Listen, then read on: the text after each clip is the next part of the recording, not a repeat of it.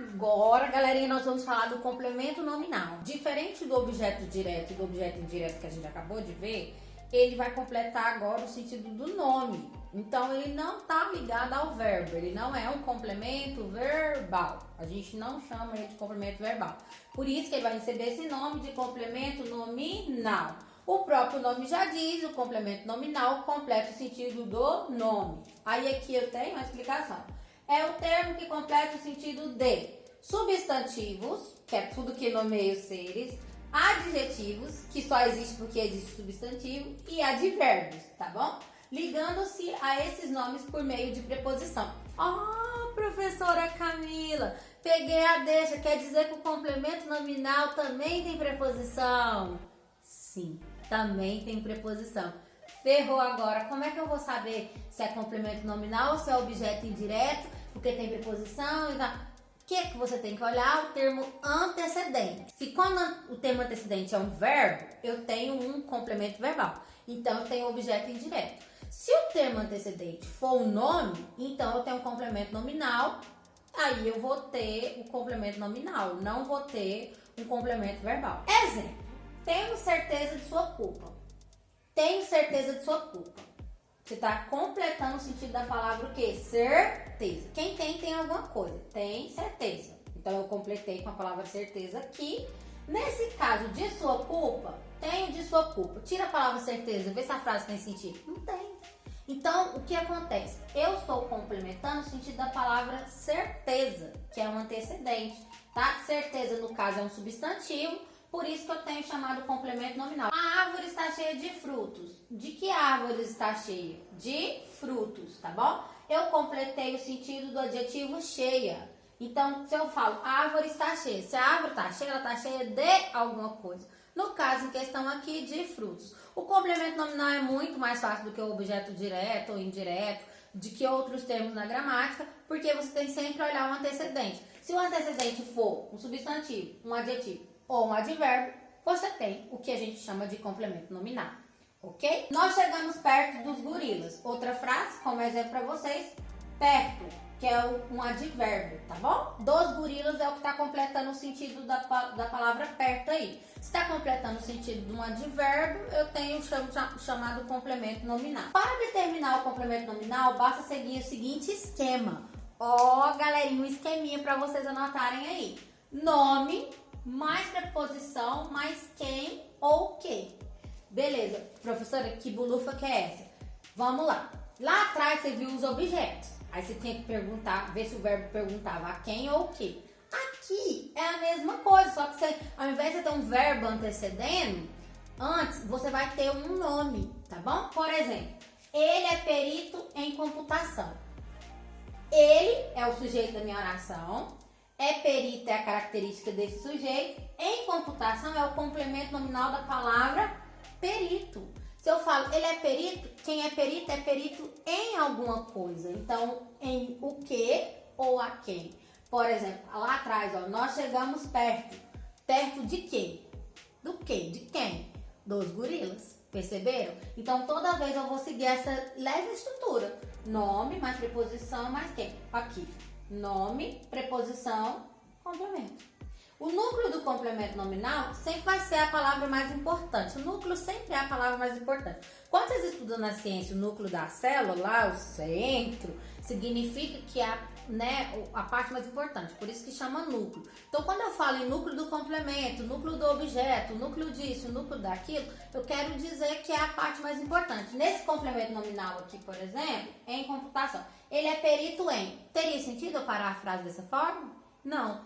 É perito em computação. Computação é o meu núcleo, a palavra mais importante, porque tem vários exercícios pedindo para vocês falarem de núcleo. Vamos ver a diferença entre o complemento nominal e o objeto indireto, tá bom? Enquanto o complemento nominal completa o sentido dos nomes, ou seja, os substantivos, adjetivo e advérbio, que é o termo antecedente, o objeto indireto completa o sentido de um verbo transitivo indireto. Por isso que é diferente. É assim, ó. Imagina essa situação. Esse daqui é A, esse aqui é B, certo? Esse é um verbo, esse é um nome.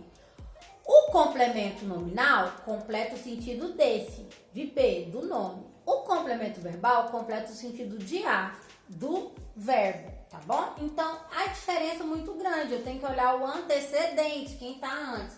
Eu tenho os exemplos para mostrar claramente para vocês, ó. Lembrei-me de minha terra natal. Lembrei-me é o verbo, o pronome só tá ligado ao verbo, tem a parte dos pronomes átonos. O de minha terra natal é o objeto indireto, porque está completando o sentido do verbo lembrei-me. Ele manteve seu gosto pelo luxo. No caso, gosto aqui não é verbo, é substantivo. Por isso que pelo luxo é complemento nominal. Vou dar um exemplo numa outra frase para vocês que eu gosto bastante. Necessito de amor. Quem necessita? Eu, por exemplo. Necessito é um verbo. De amor é o objeto indireto. Agora, se eu coloco tenho necessidade de amor, esse mesmo termo de amor, nessa outra frase agora, ele já não é um objeto indireto mais. Ele é um complemento nominal. Por quê? Tenho necessidade. A palavra que está antes, necessidade, é um substantivo. Portanto, o antecedente é um substantivo. Quando é complemento nominal, o antecedente é um substantivo, um adjetivo ou um advérbio.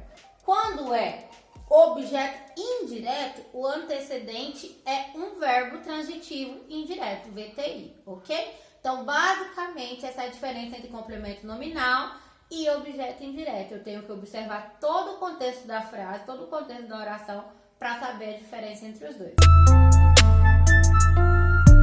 A gente vai falar da nossa última parte da aula, que é o agente da passiva. Como a gente viu o complemento nominal, ele completa o sentido do nome. O agente da passiva também. Do que a gente está falando, professora, nessa aula toda? Dos termos integrantes da oração. A gente viu os termos essenciais no outro trimestre, e agora a gente termina aqui falando dos termos integrantes. O agente da passiva já é um item que a gente até viu um pouco. Quando fala em agente, vocês lembram do quê? Agente da CIA, agente do FBI, agente da dengue. Quando a gente fala em agente da passiva, o que esse nome te lembra? Não é uma coisa muito boa, bonita, porque gramática não é a melhor coisa do mundo, né? Mas o agente da passiva, ele só ocorre em orações cujo verbo, aqui tá bem explícito, cujo verbo se apresenta na voz passiva. Ou seja, se a oração não estiver na voz passiva, eu não vou ter o agente da passiva. No caso, o agente da passiva acontece em qual oração? Em qual voz verbal? Na voz passiva analítica. Quem lembra de análise ou coisa do tipo, tá bom? A fim de indicar o elemento que executa a ação verbal. Por exemplo, eu falo, o jogador foi aplaudido pela plateia. Quem que aplaudiu o jogador? O jogador é meu sujeito nessa oração. A plateia. Então, o jogador foi aplaudido pela plateia. Significa que ele recebeu a ação do verbo. Ele foi aplaudido pela plateia, tá bom? Aqui tem um outro exemplo para vocês. As terras foram invadidas pelo sem terra. Quem invadiu as terras? O sem terras. Qual que é meu sujeito nessa frase? As terras foram invadidas pelo sem terra é meu predicado, falando de termo essencial. No caso, quem praticou a ação aqui de invadir? Quem foi lá, tomou posse e invadiu a terra? O sem terra. Eles praticaram a ação do verbo. Portanto, eu tenho o agente da passiva, porque praticou a ação verbal. A cidade estava cercada de belezas naturais. Quem que estava cercada de belezas naturais? A cidade. Ah, professora, mas beleza natural vai praticar a ação aí? Mas beleza natural está cercando a cidade. Significa que toda Goiânia, por exemplo, é cercada de árvores de beleza natural. Está cercando, está praticando a ação. As árvorezinhas estão ali paradinhas e tal, mas estão fazendo a beleza do lugar. Agente da passiva. O agente da passiva é quem pratica a ação na voz passiva analítica. O agente da passiva, o objeto indireto e o complemento nominal são regidos de preposição. Por isso, muitas vezes, há dúvida em diferenciação dos três. Ou seja, professora, ferrou. O objeto indireto, que é o OI, o complemento nominal, que é o CN, e agora o agente da passiva, os três têm preposição, professora? Os três têm preposição. Então, é muito importante, antes de qualquer coisa eu entrar nesse conteúdo, eu estudar um pouquinho das preposições. tá? Mas, professora, eu vou confundir, eu vou misturar tudo, professora. Como é que eu vou fazer? Eu não vou saber diferenciar um outro. Em todos você vai olhar o antecedente, vai olhar todo o contexto da frase para não ter erro. Quando isso acontecer, basta observar o sujeito da oração.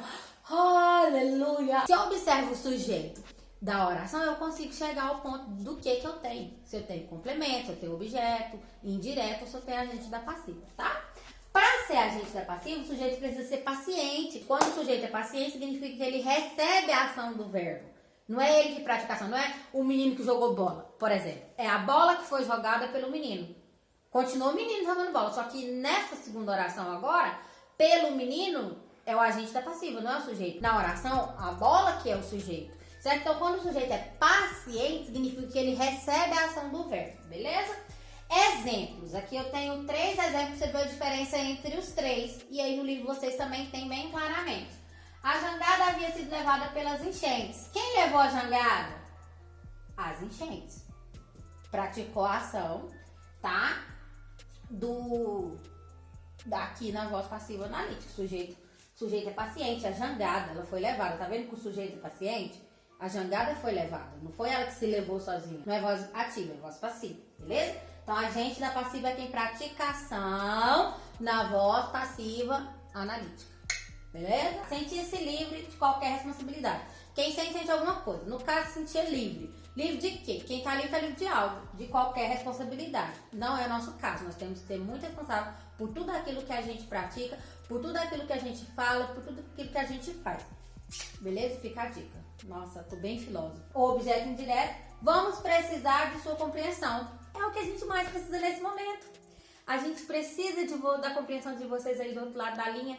E nós também precisamos ser compreendidos nesses dias que não tá fácil para ninguém. Quem precisa de alguma coisa, no caso em questão, de sua compreensão. Vimos que os termos integrantes da oração são complementos verbais. Eu dividi em 2 grupos, lembra lá do comecinho da aula, em A e B? Complementos verbais que são objeto direto e objeto indireto, OD e OI, ok? Complemento nominal e o agente da passiva. Os complementos verbais servem para completar o sentido de certos verbos, sendo que o objeto direto completa o sentido de um verbo transitivo direto, VTD, já coloquei a sigla para vocês, sem a necessidade de uma preposição, ou seja, sem preposição obrigatória, mas eu dei toda uma aula explicando quando ele aparece preposicionado, certo? Já o objeto indireto completa o sentido de um verbo transitivo indireto e é regido por preposição, obrigatoriamente, ou seja, sem a preposição não há o objeto indireto, beleza? A gente encerra aqui a nossa aula de hoje, espero que vocês tenham gostado. Dá um like aí, curte aí o nosso canal. Esse vai ser mais um meio de transmissão para nós, beleza? Beijo no coração, fiquem em casa se possível, respeitem o distanciamento social para que esse distanciamento não vire um isolamento. Estudem, pratiquem, qualquer dúvida eu tô aqui do outro lado da telinha. Beijo!